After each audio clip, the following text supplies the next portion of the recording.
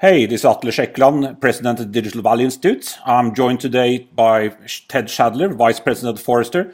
I would say he's one of the real experts on digital transformation, but also especially around the mobile mind shift, and written a number of other books about that topic. So, Ted, thank you for joining us today. No, it's my pleasure. It's great to be here.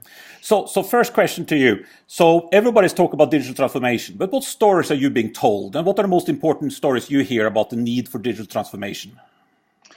You know, at Forrester, we have the chance to work with a lot of companies in different industries around the world, so Global 2000 companies mostly. And there are some common themes around digital transformation that show up. The one that's probably loudest, if you like, is around the need to engage customers the way they want to be reached, touched, served. So there's a customer obsession that is driving competition and winners from losers. So those that are most focused on customers and using digital technology to reach and engage those customers, they are growing faster. They are winning. And so customer obsession and the need to be where customers are is probably the number one. And that's even more true in younger audiences. So Gen Z, millennial, very digital. So that's one. Second is around platform business. And so the need to go out through different channels, not just selling manually and maybe selling a product, but actually exposing that through software so you can reach more people, more channels. And so building platform business is probably the second big driver. And then the third big thing we hear all the time is around, you call it sort of efficiency or productivity or automation. It's sort of how do you get the back office and the middle office really fine-tuned and agile and moving quickly, moving efficiently. So how do you drive revenue and do that at the lowest possible cost? The third driver is very much around digital operations. How do I make things work better? So those are the big three drivers we see and the big three kind of conversation starters, if you like, when it comes to talking about digital. And across those three drivers, it seems like many people we talk to, the struggle of moving from digital experimentation to transformation. What are the most common barriers that you see across those three drivers? Yeah, so it's interesting. We've just finished a study. It's 1,500 respondents globally, and we looked at about half of those, so almost 800 respondents. And these are enterprise clients, enterprise companies, I should say.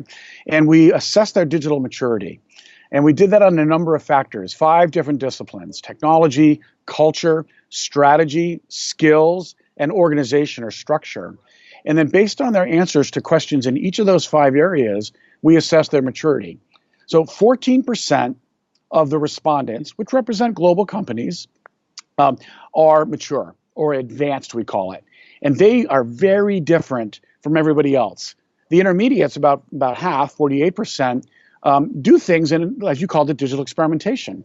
They're doing some things. They're trying some things out. They've got some programs and projects and initiatives underway. And then everybody else is really a beginner at the starting gate and haven't really moved yet. So now here's the thing that's different between advanced firms and the intermediate firms that are really experimenting, but they haven't nailed it. They haven't really transformed. And this is your question about the barriers. The number one barrier is that the initiative is held in intermediates within a single function. So business might be there, or marketing might be there, but tech is not. Or IT is there, but business or marketing isn't. So you get these sort of single department initiatives, and that is not enough to transform. You get stuck, you get stalled. To overcome that, you need what we call two-in-a-box leadership.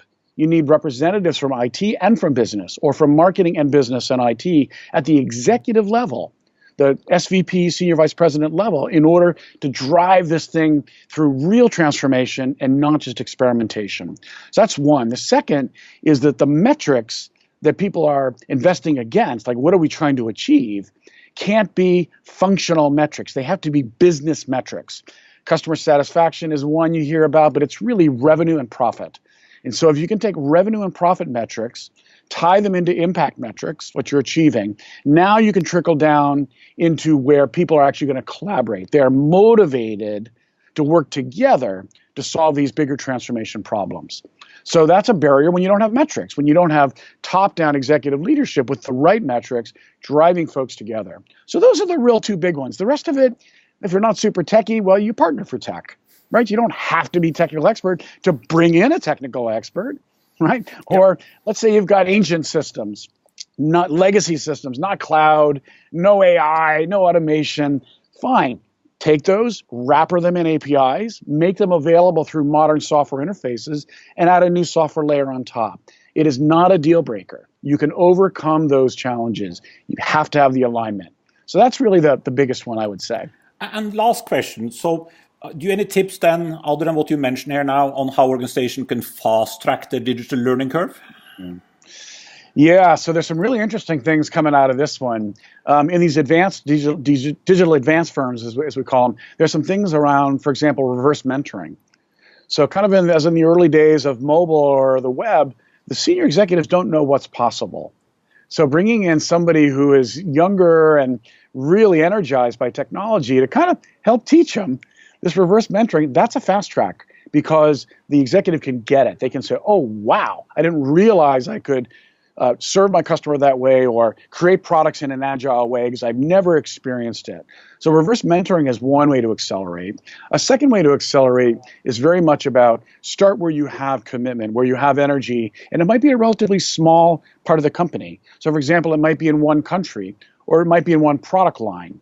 And you want to drive that as far forward as you can without worrying about all the rest of the company to show proof of capability, proof of concept, and real results.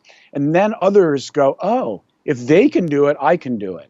So if we can do it in the UK, we can do it in Sweden. If we can do it in Sweden, we can do it in the US. If we can do it in North America, we can do it in Asia. And so there is an acceleration that comes there. And then the third acceleration really comes from threat. When you're feeling disrupted, it's amazing how quickly you can acquire capability, capacity, and become digital. So never forget that carrot and stick. And I've been talking about carrots, but there's always that stick, which is the threat of being disrupted. So those are the three things I would say are best for acceleration. One more structural thing is you want to have centers of excellence in your company that can help you figure out what to do, whether it's robotic process automation or customer service through digital or product development, agile product development. You can create centers of excellence in these areas, which then provide the capability and the skills to be accelerants for the rest of the company. So that's maybe how we'll leave it here today. Excellent advice. Thank you very much, Ted. Really appreciate you taking the time. Oh, it's my pleasure. Take care.